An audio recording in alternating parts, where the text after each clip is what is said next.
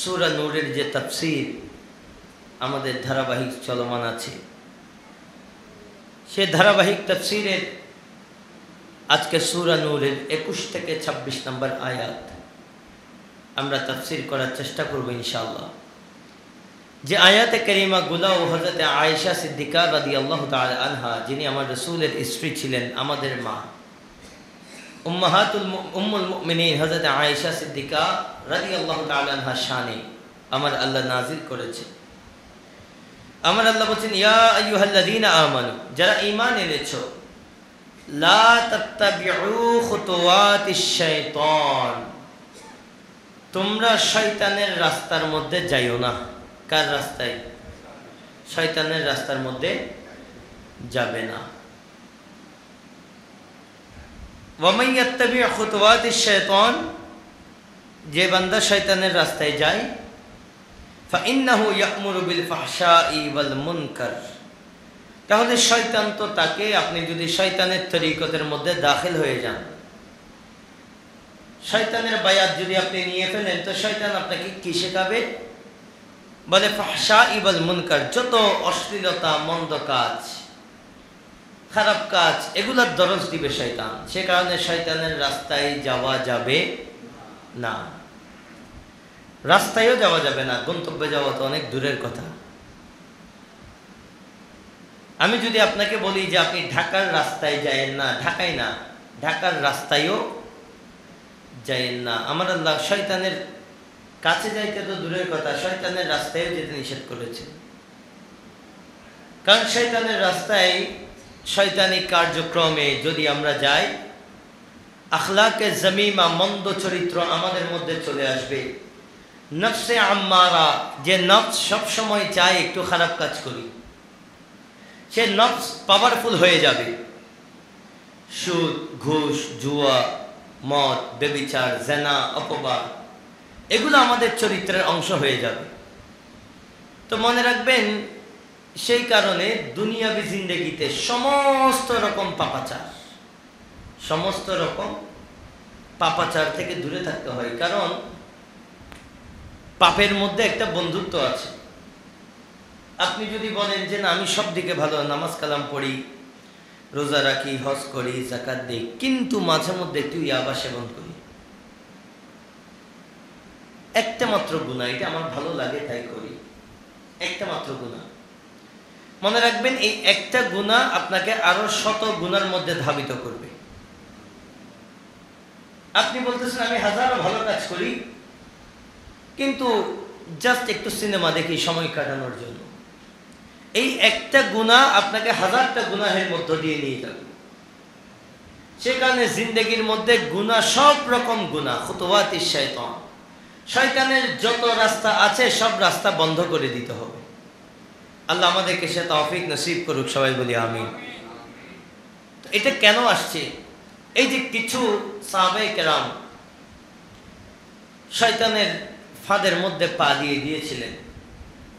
মুনাফিকরা যখন হযরত আয়েশা সিদ্দিকা রাদিয়াল্লাহু তাআলা আনহার নামে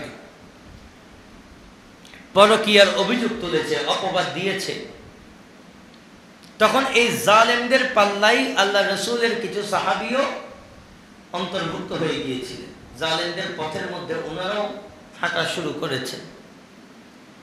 তার মধ্যে এমনও সাহাবী ছিল যারা বদরের ময়দানে ইসলামের জন্য জিহাদ করেছেন। কিন্তু আমরা গত 2 জুমার মধ্যে দেখেছি যে আল্লাহ ওনাদের ব্যাপারে কেমন কঠোর কঠোর শব্দ ব্যবহার করেছে, সেটা আমরা গত 2 জুমার মধ্যে শুনেছি। তো সে কারণে আমার আল্লাহ বলছেন শয়তানের রাস্তায় যাওয়াই যাবে না, শয়তানের সাথে বন্ধুত্ব রাখা যাবে না। যাদের অন্তরে হুব্বে মুস্তাফা নাই, যাদের অন্তরে হুব্বে আলে মুস্তাফা, রাসূলের বংশের জন্য ভালোবাসা নাই, তাদের সাথে মোহাব্বত, তাদের সাথে মাওয়াদ্দাত, তাদের সাথে সম্পর্ক, তাদের সাথে চলাফেরা করা যাবে না। এটা আল্লাহর কথা। কারণ সেখানে গেলে হইতে পারে আপনি গোস্তাতে রসুল নাও হইলেন, তা আপনার সামনে এমন কথা বলা হচ্ছে, আপনি তখন চুপ থাকলেন, জাস্ট কিছু একটা প্রতিবাদ করলে এখন ঝগড়া বেজে যাবে, কিছু একটা প্রতিবাদ করলে এখন দুইজনের যে সুন্দর সম্পর্ক আছে, ভাই ভাইয়ের সম্পর্ক নষ্ট হয়ে যাবে, বন্ধুত্বের সম্পর্ক নষ্ট হয়ে যাবে, আত্মীয়তার সম্পর্ক নষ্ট হয়ে যাবে। এই কারণে আপনি চুপ করে থাকতেও হতে পারে। অথচ আমরা দেখেছি আল্লাহ রসুলের বড় বড় সাহাবায়ে কেরামকে নিয়ে আল্লাহ হুঁশিয়ার করেছেন যে হযরত আয়েশা সিদ্দিকা রাদিয়াল্লাহু তাআলা আনহার ব্যাপারে যখন অপবাদ দেওয়া হলো, তোমরা চুপ কেন ছিলা, সে ব্যাপারে আল্লাহ হুঁশিয়ার দিয়েছেন। তো কিছু জায়গা আছে যেখানে চুপ থাকারও কোনো সুযোগ নাই। তো যেহেতু আপনি চুপ থাকতে পারবেন না, তাই এমন বান্দার সাথে এত বেশি ঘনিষ্ঠতারও কোনো দরকার নাই। আমার আল্লাহ বলছেন ওয়ালাউলা ফাদলুল্লাহি আলাইকুম ওয়া রাহমাতুহু মা যাকা মিনকুম মিন আহাদিন আবাদা। যারা এই ঘটনার মধ্যে জড়ায় নেই, আল্লাহ তাদেরকে বলছেন, বলে যদি তোমাদের উপর আল্লাহর খাস রহমত না হতো, যারা এই ঘটনার মধ্যে জড়ান নাই ওই সাহাবীদেরকে বলছেন, বলে আল্লাহ যদি তোমাদের উপর দয়া না করতেন, রহমত না করতেন, তোমরাও এই ঘটনার মধ্যে জড়িয়ে যেতে। তো তোমরা যে গুনাহের মধ্যে জড়াও নাই, এখানে একটা গানের আসর হচ্ছে, আপনি যে সেখানে যান নাই, এটা আপনার উপর আল্লাহর খাস রহমত। ঠিক একইভাবে যে সকল সাহাবায়ে কেরামকে আমার আল্লাহ আলে রসুলের শানে আঘাত করা থেকে হেফাজত করেছে, আমার আল্লাহ বলছেন এটা তোমাদের ক্রেডিট না, এটা আমি আল্লাহর তোমাদের উপর খাস রহমত। এই কারণে আল্লাহ বলছেন ইউজাক্কি, যে তোমরা যে যাকা, তোমরা যে পবিত্র ছিলা, কি ছিলা?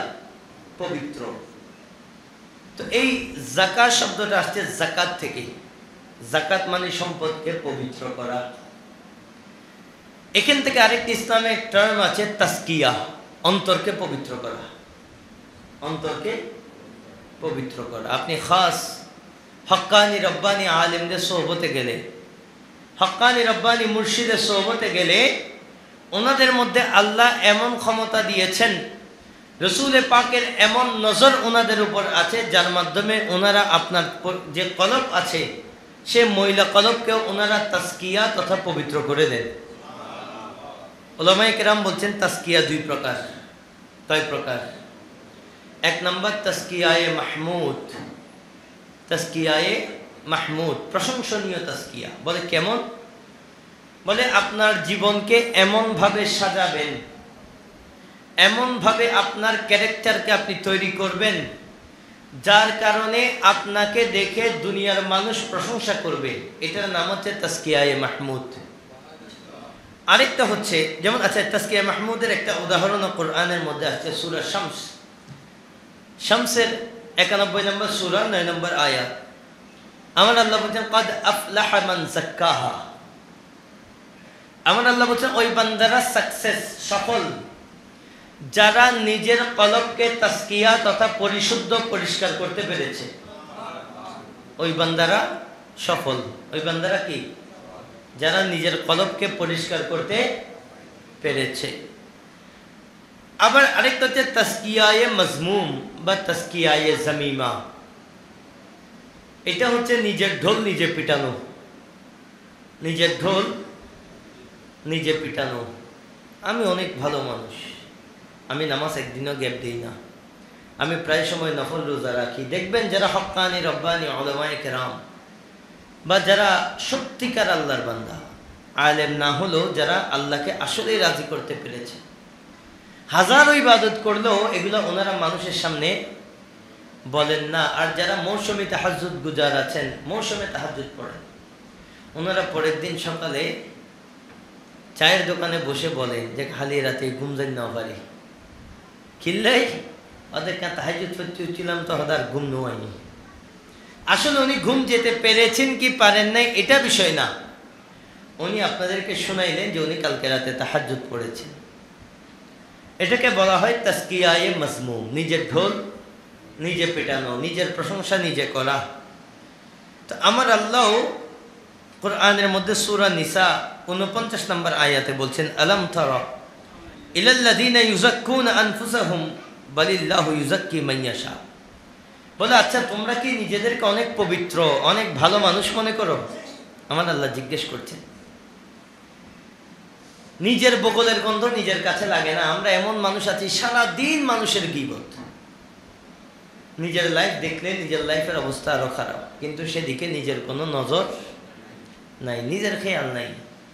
ওনার খেয়াল হচ্ছে অমুকের ছেলে কি করছে, অমুকের মেয়ে কি করছে, অমুকের বউ কি করে, অমুকের হাজবেন্ড কি করে, অমুকের মানে প্রত্যেকের পরিবার নিয়ে কার ঘরে কি হচ্ছে।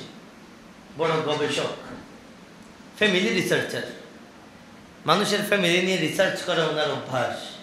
ওনার জীবনের দিকে তাকালে কেউ ওদিকে থুতুও ফেলবে না, সেদিকে ওনার কোনো খবর নাই। তো আমার আল্লাহ বলছেন তোমরা কি নিজেকে অনেক বেশি পবিত্র মনে করো? এরপর আমার আল্লাহ বলছেন বালিল্লাহু ইউযাক্কি মান ইয়াশা ওয়ালা ইউসলামুনা ফাতিলা। আমার আল্লাহ বলছেন আল্লাহ যাকে চান, তুমি চাইলেই পবিত্র হইতে পারবা না। আমার আল্লাহ যাকে চান, আমার আল্লাহ যার উপর রহমত করেন, আমার আল্লাহ যার উপর দয়া করেন, আমার আল্লাহ একমাত্র সেই বান্দাকে পবিত্র রাখেন। সাহাবায়ে কেরামের মধ্যে যাদের উপর আমার আল্লাহর খাস রহমত ছিল, আমার আল্লাহ ওই সাহাবায়ে কেরামকে এই অপবাদের ঘটনা থেকে পবিত্র রেখেছেন। আবার মাঝে মধ্যে তাসকিয়া শব্দটা নবীর ক্ষেত্রে আসে। এখন নবী কি নিজের কলব পরিষ্কার করেন সে কারণে আসে না।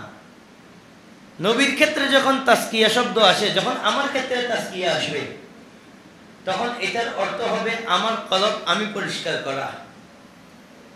আর নবীর ক্ষেত্রে যখন তাসকিয়া আসে, তখন হচ্ছে উম্মতের ঈমান, উম্মতের কলবকে পরিষ্কার করা। তো কোরআনের মধ্যেও সূরা তাওবা 103 নম্বর আয়াত, আমার আল্লাহ বলেন খুয মিন আমওয়ালিহিম সাদাকাহ তুতাহহিরুহুম ওয়া তুযাক্কিহিম বিহা ওয়া সাল্লি আলাইহিম। আমার আল্লাহ নবীকে বলছেন ইয়া ওগো হাবিব, ওগো আমার মাহবুব নবী, আপনি আপনার সাহাবায়ে কেরাম থেকে, মুসলমানদের থেকে আপনি সদকা নেন, সদকা যাকাত গ্রহণ করেন, সদকা গ্রহণ করেন। বলে কেন? বলে এটা গ্রহণ করার মাধ্যমে আপনি তাদেরকে পবিত্র করবেন। কে পবিত্র করবেন? আল্লাহ নাকি নবী? নবী। এরপর নবীকে বলছেন ওয়াসাল্লি আলাইহিম, আপনি আপনার সাহাবায়ে কেরামের জন্য দোয়া করেন। কি করেন? সবাই বলেন না, কি করেন? দোয়া করেন। সল্লি, সল্লি মানে দরুদ, যখন নবীর জন্য আসে। আর যখন নবী উম্মতের জন্য সালাত করেন, তখন সেটার অর্থ হচ্ছে দোয়া। তো মনে রাখবেন, আপনি যত বেশি নবীর উপর দরুদ পাঠাবেন, তত বেশি নবী আপনার জন্য দোয়া করবে। এবং নবী দোয়া করলে কি হয় দেখেন, আমার আল্লাহ বলছেন ওয়াসাল্লি আলাইহিম, আপনি তাদের জন্য দোয়া করেন। ইন্না সলাতাকা সাকানুল লাহুম, আপনার দোয়া তাদের জন্য শান্তির কারণ। আওয়াজ দিয়ে বলি না সুবহানাল্লাহ। আমি তো বলি নবীর দোয়া না, নবীর দুনিয়াতে আগমনও আমাদের জন্য বড় শান্তির কারণ। কারণ যে নবী দুনিয়াতে এসে, মা বলছেন অন্য ছেলে দুনিয়াতে আসে একরকম, আর আমার ছেলে দুনিয়াতে এসে মাত্র সিজদায় পড়েছে, এবং সিজদায় পড়ে প্রথমে আমার আল্লাহর ওয়াহদানিয়তের কথা বলেছে, এরপর আমার নবী উম্মতের জন্য আল্লাহর দরবারে দোয়া করেছে। তো সে নবীর বর্তমান দোয়া তো দূর কি বাত, আমি বলছি দুনিয়াতে যেদিন এসেছেন সেই দিনটাও আমাদের জন্য বড় শান্তির কারণ। এরপর পরের যে আয়াত, ওয়ালাউলা ফাদলুল্লাহি আলাইকুম ওয়া রাহমাতুহু মা যাকা মিনকুম মিন আহাদিন আবাদা ওয়ালাকিন্নাল্লাহা ইউযাক্কি মান ইয়াশা ওয়াল্লাহু সামিউন আলীম। আমার আল্লাহ আবারও বলছেন, বারবার বলছেন যে আমার দয়া যদি না হতো তোমরা কেউ পবিত্র হইতে পারতা না। এই কথা আমার আল্লাহ বারবার মনে করাই দিচ্ছেন যে যারা আলে রাসূলের এই ঘটনার মধ্যে আলে রাসূলের বিরুদ্ধে জবান খোলো নাই, প্রতিবাদ করতে পেরেছ, তাদের উপর আমার খাস রহমত আছে। তো মনে রাখবেন, বর্তমান দুনিয়াতেও যারা আকীদার জন্য লড়াই করে, আকীদার ব্যাপারে যারা বিন্দু পরিমাণ ছাড় দেয় না, রাসূল আলে রাসূলের শানে, সাহাবায়ে কেরামের শানে কথা আসলে যারা আত্মীয়তাকে মুহূর্তের মধ্যে তালাক দিতে পারে, বন্ধুত্বকে ছেড়ে দিতে পারে, প্রয়োজনে স্বামী স্ত্রীর সম্পর্ক নষ্ট করতে পারে, যে কোনো দুনিয়াবী সম্পর্ক মুহূর্তের মধ্যে ছেড়ে দিতে পারে, তাদের উপরও আমার আল্লাহর খাস রহমত আছে। আমরা সেই রহমত পেতে চাই কি চাই না? সে কারণে মনে রাখবেন, এই আকীদার ব্যাপারে কোনো ছাড় দেওয়া যাবে আরো জোরে বলেন, ছাড় দেওয়া যাবে। আল্লাহ আমাদেরকে আহলে সুন্নাত ওয়াল জামাতের উপর দায়েম এবং কায়েম রাখুক, সবাই বলে আমিন। প্যারে হাজিরিন, এরপরে আয়াত আল্লাহ বলছেন, ওয়ালা ইয়াতালি উলুল ফাদলি মিনকুম ওয়াসআতি আন ইয়াতু উলিল কুরবা ওয়াল মাসাকিনা ওয়াল মুহাজিরিনা ফি সাবিলিল্লাহ। তোমাদের মধ্যে যারা বড় শানওয়ালা এবং সম্পদওয়ালা, শানওয়ালা সম্পদওয়ালা, এই দুটো শব্দ খেয়াল করবেন। এক নম্বরে বলেছি কি শানওয়ালা, দুই নম্বরে বলেছি সম্পদওয়ালা। বলে তারা যেন কসম না করে, এমন কসম যে আমি আমার আত্মীয় স্বজনের মধ্যে যারা অভাবী এবং মুহাজির হিজরত করে মক্কা থেকে মদিনায় আসছে তাদেরকে আমি সহযোগিতা করব না। তো এই আয়াত কেন আসলো? হযরত আবু বকর সিদ্দিক রাদিয়াল্লাহু তাআলা আনহুর খালাতো ভাই মিস্তাহ, যে কিনা হযরত আয়েশা সিদ্দিকা রাদিয়াল্লাহু তাআলা আনহার নামে যে তিনজন সাহাবী সবচেয়ে বেশি অপবাদ রটানোতে ভূমিকা রেখেছেন তাদের একজন সম্পর্কে আবু বকর সিদ্দিক রাদিয়াল্লাহু তাআলা আনহুর খালাতো ভাই, এবং উনি অনেক দরিদ্র ছিলেন, অভাবী ছিলেন, যার কারণে আবু বকর সিদ্দিক রাদিয়াল্লাহু তাআলা আনহু ওনাকে সহযোগিতা করতেন। এই ঘটনার কারণে হযরত আবু বকর সিদ্দিক রাদিয়াল্লাহু তাআলা আনহু অন্তরের মধ্যে অনেক বেশি আঘাত পেয়েছেন, কষ্ট পেয়েছেন। স্বাভাবিকভাবে আপনার মেয়ের নামে যদি কেউ অপবাদ দেয় আপনি তো খুশি হতে পারবেন না। তো উনি খোদার কসম করলেন যে আজকে থেকে মিস্তার জন্য সমস্ত সাহায্য সহযোগিতা বন্ধ। সাহায্য সহযোগিতা এটা আমি আপনি কসম করলে ঠিক আছে, কিন্তু আমার আল্লাহ কোরআনের মধ্যে বলছেন, ওয়ালা ইয়াতালি উলুল ফাদলি মিনকুম ওয়াসআহ, তোমাদের মধ্যে যারা বড় শানওয়ালা ধনওয়ালা। তো আবু বকর সিদ্দিকের শান কেমন? বলে গরিবকে সাহায্য করবেন না এমন কসম করা, এটা আবু বকর সিদ্দিকের শানের সাথে যায় না। সেখানে আমার আল্লাহ স্মরণ করাই দিলেন, ওগো আবু বকর সিদ্দিক, আমার রাসূলের পরে তোমার শান, তুমি যদি এমন কসম করো তাহলে উম্মত কি শিখবে? আমার আল্লাহ স্মরণ করাই দিলেন, পাশাপাশি উপদেশ দিলেন, বলিয়া আফু ওয়ালিয়াসফাহু। আমার আল্লাহ বলছেন, বাদ দাও, যা করেছে ক্ষমা করে দাও, পুরা ঘটনা থেকে তোমার মন থেকে বাদ দিয়ে দাও। আলা তুহিব্বুনা আন ইয়াগফিরাল্লাহু লাকুম, তুমি কি চাও না আল্লাহ তোমাকে ক্ষমা করবে?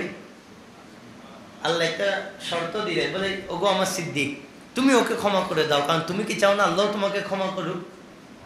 ওয়াল্লাহু গফুরুর রহিম, আল্লাহ বড় ক্ষমাশীল, বড় দয়াবান। এগুলা বলার পর, এই আয়াত নাজিল হওয়ার পর হযরত আবু বকর সিদ্দিক রাদিয়াল্লাহু তাআলা আনহু যখন শুনলেন, সমস্ত দুনিয়াবি স্বার্থ সবকিছু ভুলে গিয়ে বললেন, আমার আল্লাহ যখন বলেছে আমিও আল্লাহর ক্ষমা চাই, আমি আমার মিস্তাকেও ক্ষমা করে দিলাম। মিস্তাকে কি করে দিলাম? আবারও টাকা পয়সা দেওয়া শুরু করলেন। তো মনে রাখবেন, জাতি স্বার্থ, দুনিয়াবি স্বার্থ। আবু বকর সিদ্দিক রাদিয়াল্লাহু তাআলা আনহু রাগ করেছেন কেন? ওনার মেয়ের জন্য অপবাদ এসেছে বিদায়। দুনিয়াবি একটা বিষয় এখানে আছে, বাবা এবং মেয়ের সম্পর্ক, এটা দুনিয়াবি বিষয়। এমন বিষয়ে যদি আপনি কসম করেন, বিপরীতে যদি আল্লাহ এবং আল্লাহ রাসূলের অর্ডার চলে আসে, তখন ওই কসমও ভেঙে ফেলা ওয়াজিব, ওই কসম ভেঙে ফেলতে হবে। আর আকীদার শর্ত যদি আসে, বিপরীতে যদি দুনিয়া চলে আসে, তখন দুনিয়াকে বাদ দেওয়া ওয়াজিব। আমি প্রথমে বললাম যদি নিজের ব্যক্তিগত স্বার্থ আসে, যেমন হযরত আলী রাদিয়াল্লাহু তাআলা আনহু এক কাফেরকে এক যুদ্ধের ময়দানে তিনি ফেললেন, এখন তলোয়ার চালিয়ে দিবেন। কাফের চিন্তা করলো যে মারা যাওয়ার আগে শেষবারের মতো একটা কাজ করে নেই। হযরত আলী রাদিয়াল্লাহু তাআলা আনহু মুখের মধ্যে থুতু মেরে দিলেন। আলী রাদিয়াল্লাহু তাআলা আনহু ওনাকে ছেড়ে দিলেন। কাফের তো অবাক, বলে কিরে তুমি আমাকে ফেললা, আমার হাতে তলোয়ার নেই, তলোয়ার অনেক আগে আমার হাত ছাড়া হয়েছে, তুমি তো আমাকে চাইলে জবাই করতে পারতা, আমি তোমার মুখে থুতু মারার পরে রাগ তো তোমার আরো বেড়ে যাওয়ার কথা, তুমি আমাকে ছেড়ে দিলা কেন? তখন তিনি জবাব দিচ্ছেন, বলে আমি তোমাকে, তোমার বিরুদ্ধে আমার যে জিহাদ, এটা শুধুমাত্র ইসলামের জন্য, আর তুমি যখন আমাকে থুতু নিক্ষেপ করলা, মুহূর্তের মধ্যে আমার ব্যক্তিগত কারণে আমার অন্তরের মধ্যে রাগ সৃষ্টি হয়েছে। তো আমি যদি ব্যক্তিগত রাগের কারণে তোমাকে কতল করি তাহলে আল্লাহর দরবারে আমার জবাবদিহি করতে হবে। আমার তোমাকে ব্যক্তিগত কারণে কতল করার কোনো ইচ্ছা নাই, সে কারণে আমি তোমাকে ছেড়ে দিয়েছি। এই কথা শুনে ওই কাফের ওখানে ইসলাম গ্রহণ করেছে। তো সাহাবায়ে কেরাম ব্যক্তিগত স্বার্থের জন্য ছাড় দিতেন, কিন্তু আকীদার স্বার্থের জন্য কোনো ছাড় নাই। তো হযরত আবু বকর সিদ্দিক রাদিয়াল্লাহু তাআলা আনহু ক্ষমা করে দিলেন। উলামায়ে কেরাম বলছেন, বলে এই আয়াত হযরত আবু বকর সিদ্দিক রাদিয়াল্লাহু তাআলা আনহুর শানে অনেক বড় একটা আয়াত। বলে কেন? বলে আমার আল্লাহ বলছেন উলুল ফাদলি ওয়াস সাআহ, অর্থাৎ সাহাবায়ে কেরামের মধ্যে হযরত আবু বকর সবচেয়ে বড় মর্যাদার অধিকারী। তো আওয়াজ দিয়ে বলি না সুবহানাল্লাহ। এরপরে বলে ফজিলত বাড়ে ইবাদতের কারণে, ফজিলত বাড়ে। বলে এই আয়াত প্রমাণ করে সাহাবায়ে কেরামের মধ্যে সবচেয়ে বেশি ইবাদত করতেন হযরত আবু বকর সিদ্দিক। এরপর বলা হচ্ছে রসুল আরবির পরে দুনিয়ার জমিনে এই আয়াতের মাধ্যমে প্রমাণিত হলো সবচেয়ে উত্তম বান্দা হযরত আবু বকর সিদ্দিক রাদিয়াল্লাহু তাআলা। এরপর বলে উনার এত শান কেন? বলে এই শানের অন্যতম কারণ, বলে যখন ইসলামের কথা চারদিকে ছড়াই নাই, এত শান শৌকত ইসলামের ছিল না, ওই সময় যে বান্দা নিজে জায়গা কিনে মসজিদে নববীর জন্য ওয়াকফ করে দিয়েছেন, দানের একটা উত্তম আদর্শ তিনি স্থাপন করেছেন, খায়রাত দান সাদকার একটা উত্তম এক্সাম্পল যিনি ক্রিয়েট করেছেন, ওই বান্দার নাম হযরত আবু বকর সিদ্দিক। তো মসজিদের জন্য জায়গা দিতে পারা, অর্থ দিতে পারা, শ্রম দিতে পারা, এটা বড় ভাগ্যের বিষয়। দুনিয়ার কিছুর সাথে আপনি এটা তুলনা করতে পারবেন না। আমি মন থেকে দোয়া করছি যে বান্দাদের বদান্যতায়, আন্তরিকতায় আমরা আজকে এই জায়গায় বসে সিজদা দিতে পারছি, নামাজ পড়তে পারছি, রাসূলের সম্মান আলোচনা করতে পারছি, আল্লাহ ওনাদের রিজিকের মধ্যে, হায়াতের মধ্যে, ইজ্জতের মধ্যে অফুরন্ত বরকত নসিব করুক। সবাই বলি আমিন। যারা যারা এই মসজিদের জন্য যে যেভাবে শরীক হয়েছে, আল্লাহ প্রত্যেককে কবুল করুক। সবাই বলি আমিন। তো এটা সিদ্দিক আকবরের আমলের মধ্যে অন্যতম আমল। যে দান কেমন করতে হয়, বলে যখন ইসলামকে কেউ চিনত না, পুরো একটা মসজিদে নববীর জায়গা কিনে আমার রসুলের জন্য, মসজিদে নববীর জন্য তিনি সেটা দান করে দিয়েছেন। এবং তাফসীরে নাঈমের মধ্যে আসছে, এছাড়াও আরো একাধিক ইমাম ফখরুদ্দিন রাজি ওনার তাফসীরে কবিরের মধ্যেও বলছেন, বলে তিনটা জিনিস, যে তিনটা জিনিসে সিদ্দিক আকবর এক নাম্বার ছিলেন। কয় নাম্বার? আমি তিনটাই বলবো, যার অন্তরে যতটুকু মহাব্বত আছে মহাব্বতের আওয়াজে তিনবার বলবেন সুবহানাল্লাহ। আমি তিনটাই বলতেছি। এক নাম্বার, ইসলাম কবুলের মধ্যে সবার আগে ছিলেন সিদ্দিক আকবর। নাম্বার দুই, দান খায়রাতের মধ্যে সবার আগে ছিলেন সিদ্দিক আকবর। নাম্বার তিন, মদিনায় হিজরতের মধ্যে সবার আগেও ছিলেন সিদ্দিক আকবর। বলে আবার অনেকগুলা কাজ ছিল যেগুলোতে সিদ্দিক আকবর দ্বিতীয়। দ্বিতীয় কেন? এক নম্বরে আমার রসুল, অর্থাৎ দুনিয়াতে রসুলের পরে উনি প্রথম, রসুলের পরে উনি প্রথম। দুই নম্বরে ছিলেন এমন অনেকগুলো ঘটনা আছে, আমি একটু বলি কয়েকটা তার মধ্যে।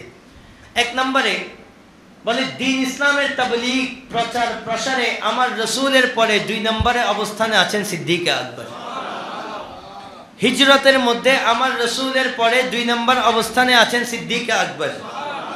গারে সুরের মধ্যে আমার রসুলের পরে দুই নম্বর অবস্থানে আছেন সিদ্দিক আকবর।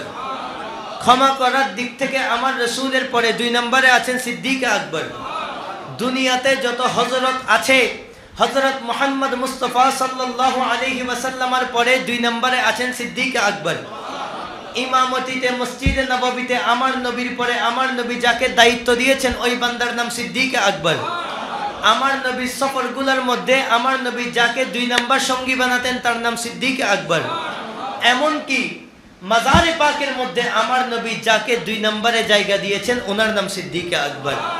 বলে আল্লাহর কাছে কবুলিয়তের জায়গায় আমার নবীর পরে যদি কারো অবস্থান হয় ওই বান্দার নাম সিদ্দিক আকবর। আমার নবীর পরেও ইন্তেকাল করেছেন, তো আমার নবী পাশে জায়গা দিয়েছেন এবং হাসরের ময়দানে আমার রসুলের পরে যিনি উঠবেন, আমার রসুল যাকে ডান হাতে নিয়ে, আরেকজন সঙ্গীকে বাম হাতে নিয়ে, এক হাতে থাকবেন সিদ্দিক আকবর, আরেক হাতে থাকবেন ফারুক আজম।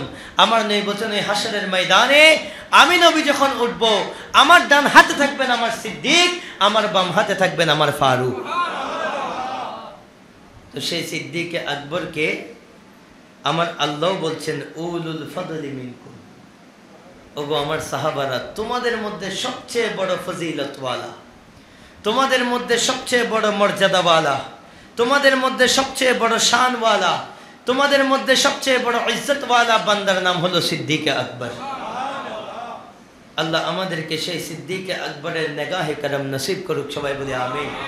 জিন্দগির মধ্যে একবার হলো ওই তিনজন সাথী যেখানে ঘুমাচ্ছেন ওই আরামগাহ আমাদেরকে জিয়ারত করার তৌফিক নসিব করে দিক, সবাই বলি আমিন। প্যারে হাজরিন, এরপরের আয়াতে আমার আল্লাহ বলছেন ইন্নাল্লাযীনা ইয়ারমুনাল মুহসানাতিল গাফিলাতিল মুমিনাতি লুইনু ফিদ দুনিয়া ওয়াল আখিরা। আমার আল্লাহ বলছেন যারা সচ্চরিত্র সরল মনা মুমিন নারীদের প্রতি অপবাদ দেয়, তাদের জন্য দুনিয়াতেও আল্লাহর অভিশাপ, আখিরাতেও আল্লাহর অভিশাপ। সেখানে মনে রাখবেন, কারো মেয়েকে নিয়ে কথা বলার আগে জবান হুঁশিয়ার রাখার দরকার আছে। আপনি জানেন অনেক বিষয় আছে সত্য, কিন্তু সব সত্য বলা যায় না। আল্লাহ চান না কিছু বিষয় ছড়িয়ে যাক, আল্লাহ চান না কিছু বিষয় নিয়ে খুব বেশি কথা হোক, এটা আল্লাহর পছন্দ না। যার কারণে অন্যান্য জায়গায় সাক্ষী 2 জন লাগলেও জিনার ক্ষেত্রে আল্লাহ 4 জন সাক্ষী নির্ধারণ করে দিয়েছে। কারণ আল্লাহ চান এই ব্যাপারগুলো যেন একটু ধামাচাপা দিয়ে থাকে। হ্যাঁ, যদি স্বামী নারাজ হয়ে যায় তখন ভিন্ন বিষয়। আর কোনো ব্যক্তিত্ববান স্বামী এমন ঘটনা প্রমাণিত হওয়ার পর তিনি এই জায়গার মধ্যে থাকতে পারেন না। কিন্তু আমি আপনি যারা ওই পরিবারের অংশ না, আমরা কোনো মেয়ের ব্যাপারে, কোনো বোনের ব্যাপারে, কোনো মায়ের ব্যাপারে, কোনো খালার ব্যাপারে জবান খোলার আগে হুঁশিয়ার থাকার দরকার। আল্লাহ আমাদেরকে জবান হুঁশিয়ারে খোলার তৌফিক নসিব করুন। খুবই অবস্থা মুশকিল আমাদের। ভাই বোন রিক্সা নিয়ে গেলে আমরা সেগুলো দেখে উল্টাপাল্টা কমেন্ট করি। এখন ভাই বোন 2 জন বড় হয়েছে, দেখলে স্বামী স্ত্রী না ভাই বোন বোঝার উপায় নেই, আপনি কমেন্ট করবেন কিভাবে? সে কারণে যে কোনো কিছু দেখলে আপনি যা দেখেন সব, কিন্তু জবান খোলার কারণে আল্লাহর দরবারে বিচারের মুখোমুখি হতে হবে। এমনকি শরীয়ত বলছে আপনি নিজ চোখে দেখেছেন, কিন্তু 4 জন সাক্ষী নেই। 3 জন আছে সাক্ষী, 3 জন, 4 জন নাই। ওই একজন কম থাকার কারণে আপনি যদি জবান খোলেন, ইসলামী হুকুমত যদি থাকে, 3 জনকে দৌড় মারা হবে। সে কারণে কারো ব্যাপারে অপবাদ যায়, এমন কথা বলার আগে হুঁশিয়ার হবেন এবং এগুলা থেকে সতর্ক থাকবেন। আল্লাহ আমাদেরকে তৌফিক নসিব করুক, সবাই বলি আমিন। আল্লাহ বলছেন ওয়ালাহুম আযাবুন আযীম, যারা মুমিন নারীদের প্রতি অপবাদ দেয় তাদের জন্য মহা আযাব, মহা শাস্তি আছে। এরপরের আয়াত আল্লাহ বলছেন সূরা নূর 24 নম্বর আয়াত, ইয়াউমা তাশহাদু আলাইহিম আলসিনাতুহুম ওয়া আইদিহিম ওয়া আরজুলুহুম বিমা কানু ইয়ামালুন। দেখেন, যার বিরুদ্ধে অপবাদ দিলেন, আমরা পুরো সমাজ মিলে কোনো একজন নারীর বিরুদ্ধে অপবাদ দিচ্ছি, সে তো আর জনে জনে চিনে না যে কার বিরুদ্ধে আল্লাহর দরবারে অভিযোগ দিবে, কার বিরুদ্ধে আল্লাহর কাছে নালিশ করবে। এত জনকে তো সে চিনেও না, কিন্তু আল্লাহ সতর্ক করে দিচ্ছেন। বলে যেদিন হাসরের ময়দানে হাজির হবা, সেদিন আসামির হাত, আসামির জিহ্বা, আসামির পা নিজের বিরুদ্ধে সাক্ষী দেবে। আপনি যে জবান দিয়ে কথা বলছেন, সে জবান আপনার বিরুদ্ধে সাক্ষী দেবে। আপনি যে পা দিয়ে হেঁটে গেলেন চায়ের দোকানে এই কাজগুলো করার জন্য, সেই পা আপনার বিরুদ্ধে সাক্ষী দিবে। আপনি যে হাত দিয়ে মেসেজ করে করে মানুষের বিরুদ্ধে অপবাদ রটাচ্ছেন, সেই হাত আপনার বিরুদ্ধে সাক্ষী দিবে। তো যার উপর জুলুম করেছেন ওনার অভিযোগ দেওয়ার কোনো দরকার নাই। আমার আপনার অঙ্গ প্রত্যঙ্গ আমাদের বিরুদ্ধে সেদিন সাক্ষী দিবে। এরপর আমার আল্লাহ বলছেন ইয়াউমাইযিন ইউওয়াফফিহিমুল্লাহু দীনাহুমুল হাক্কা ওয়া ইয়ালামুনা আন্নাল্লাহা হুয়াল হাক্কুল মুবিন। আমার আল্লাহ বলছেন সেদিন আমার আল্লাহ তাদেরকে তাদের হক বুঝিয়ে দিবেন। যারা অপবাদ দিয়েছে তাদের হক বুঝিয়ে দিবেন। তাদের হক কি? আমার আল্লাহ তাদেরকে জাহান্নামের আযাব বুঝিয়ে দিবেন। এটা আওয়াজ দিয়ে বলি না নাউযুবিল্লাহ। এবং তারা জানতে পারবে আমার আল্লাহ কেমন হক দেওয়ার ব্যাপারে, যে আমার আল্লাহ একটুও ছাড় দেন না, সে ব্যাপারে তারা বুঝতে পারবে। মনে রাখবেন আল্লাহর হক আল্লাহ চাইলে মাফ করতে পারে। হক দুই প্রকার, হকুল্লাহ এবং হকুল ইবাদ। আল্লাহর হক আল্লাহ চাইলে মাফ করতে পারে, এটা আল্লাহর মর্জি। কিন্তু কোন বান্দার হক যদি আপনি নষ্ট করেন, আপনি 1000 রাকাত নামাজ দিয়ে ওই বান্দার হকের 1 টাকাও শোধ করতে পারবেন না। আপনি অনেক নামাজ পড়েন, এই কারণে না আল্লাহ বলবে না আমার প্রিয় বান্দা থাক, বাদ দাও, ভুল করছে আর কি, মাফ করে দিই, হবে না। হকের ব্যাপারে আমার আল্লাহ কোনো ছাড় দেন না। সেই কারণে হাজারো নামাজ মুহূর্তের মধ্যে ধ্বংস হয়ে যাবে যদি কোনো বান্দার হক নষ্ট করা হয়, কোনো বান্দার নামে অপবাদ দেওয়া হয়, কোনো বান্দার উপর জুলুম করা হয়। আর এখন আমরা যেটা করি, বড় বড় নামাজিরাও জুলুম করার ক্ষেত্রে 1 নম্বরে থাকে। কেমন জুলুম আমাদের দেশের মধ্যে হচ্ছে। গত কয়েকদিন আগে দেখলাম বাবার অর্ডারে 2 ছেলে, 1 ছেলের চোখ তুলে ফেলছে, জীবন্ত চোখ তুলে ফেলছে। আপনারা অনেক কেউ দেখেছেন এই ভিডিও। এগুলা আইয়ামে জাহেলিয়া। আমরা যদিও আইয়ামে জাহেলিয়া যে জামানাকে বলি, আমার মনে হয় আমরা এর থেকেও খারাপ জামানার মধ্যে আছি। একটা বাবা, যে বাবার কাছে ছেলে সবচেয়ে বেশি নিরাপদ, সেই বাবা তার 2 ছেলেকে পাঠাচ্ছে। আমরা তো সব সময় বলি যে এক ভাই আরেক ভাইয়ের জন্য বলে, তারা যতই ঝগড়া হোক, পারিবারিক ব্যাপার আসলে সব ভাই এক হয়ে যায়। অথচ ভাইকে জীবন্ত অবস্থায় চোখের মধ্যে আঙ্গুল ঢুকিয়ে চোখ তুলে নিয়ে ফেলেছে। একটু জোরে বলেন না নাউযুবিল্লাহ। এমন প্রত্যেকটা দিন এমন ঘটনা চোখের সামনে আসে, যেগুলো দেখলে মাঝে মধ্যে মন চায় যে আল্লাহকে বলি, আল্লাহ দুনিয়া থেকে তুলে নাও, কারণ এই দুনিয়ার সাথে কেন জানি আমাদের ম্যাচ হচ্ছে না বলতে ভয় লাগে। এগুলোর মধ্যে থাকতে থাকতে নিজের কলব নষ্ট হয়ে যায়, কখন নিজেরা জাহান্নামের হকদার হয়ে যাব এই ভয় লাগে। তাই মাঝে মধ্যে আল্লাহকে বলতে ইচ্ছা করে যে আল্লাহ একটু নিয়ে যাও, যত হায়াত কম দিবা, এখন মনে হচ্ছে তত ভালো, তত আফজল। এই জুলুম এখন আমাদের মধ্যে, নামাজিরা 1 নাম্বার কাতারের নামাজিরা অনেক সময় 1 নাম্বার জুলুমে তারা ফার্স্ট, নামাজও তারা ফার্স্ট। আমি আবার সবার কথা বলছি, এরকম বলি কালকে থেকে আবার 1 নাম্বার কাতারে কেউ দাঁড়াবে না। ভালো মানুষও তো আছে, কারণ যেদিন কোনো ভালো মানুষ থাকবে না, সেদিন আমার আল্লাহ কিয়ামত করে দিবেন। তো ভালো মানুষ তো অবশ্যই আছে, কিন্তু জালেমের সংখ্যাও কোনো অংশে কম নয়। তা আপনি আপনার ভাইয়ের হক দিচ্ছেন না, বোনের হক দিচ্ছেন না, আপনি মানুষ থেকে ঘুষ নিচ্ছেন, চাঁদা নিচ্ছেন, দুনিয়াবি ক্ষমতা দেখাচ্ছেন, জুলুম করছেন। মনে রাখবেন হাজারো ইবাদত এক জায়গায় রাখবেন, এই একটা জুলুমকে এক জায়গায় রাখবেন। আমার আল্লাহ কোরআনের মধ্যে যেটা বলে দিয়েছেন যে আল্লাহু হুয়াল হকুল মুবিন, আমার আল্লাহ হক দেওয়ার ক্ষেত্রে স্পষ্ট। আমার আল্লাহ বান্দার হকের ব্যাপারে কোনো ছাড় দিবেন না। তো অপবাদ, কারণ আমি অপবাদ দেওয়া, এটাও তার হক নষ্ট করা। কারণ আমি অপবাদ দেওয়া, এটাও তার। কারণ মানুষের জিন্দেগিতে সবচেয়ে বড় সম্পদ হচ্ছে চরিত্র। সবচেয়ে বড় সম্পদের নাম কি? চরিত্র। তো আপনি চরিত্রে দাগ দিয়ে দিলেন মানে সব শেষ। চরিত্রে দাগ দেওয়া মানে সব শেষ। সেখানে আমার আল্লাহ বলছেন যারা হক নষ্ট করেছে তাদেরকে ছাড় দেওয়া হবে না। এরপরের আয়াত আমার আল্লাহ বলছেন আল খাবিসাতু লিল খাবিসিনা ওয়াল খাবিসুনা লিল খাবিসাত ওয়াত-তাইয়িবাতু লিত-তাইয়িবিনা ওয়াত-তাইয়িবুনা লিত-তাইয়িবাত উলাইকা মুবাররাউনা মিম্মা ইয়াকুলুনা লাহুম মাগফিরাতুন ওয়া রিজকুন কারীম।